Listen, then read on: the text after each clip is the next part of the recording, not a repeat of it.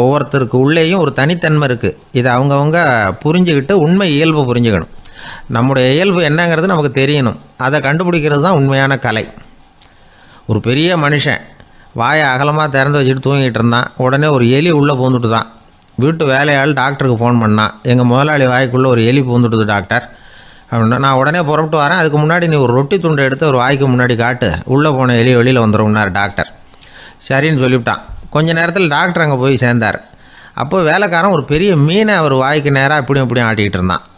நான் ரொட்டி துண்டை தானே காட்ட சொன்னேன்னார் டாக்டர். அவன் சொன்னான், எலியை வெளியில் கொண்டுட்டு வர்றதுக்கு ரொட்டி துண்டை காட்ட சொன்னீங்க டாக்டர், அதுக்கப்புறம் அந்த எலியை துரத்திக்கிட்டு ஒரு பூனை உள்ளே போயிருக்கு, அதுக்காக தான் இந்த மீனை காட்டிகிட்டு இருக்கேன் நானா. இது எதுக்குன்னா இப்படி வேடிக்கையாக சொல்கிறது, பூனை பூனையாக இருக்க வேண்டும், எலி எலியாக இருக்க வேண்டும், மனுஷன் மனுஷனாக இருக்க வேண்டும் அப்படிங்கிறத புரிஞ்சுக்கிறது. நாம் நாமாக இருக்கிற வரை வெற்றி நிச்சயம்.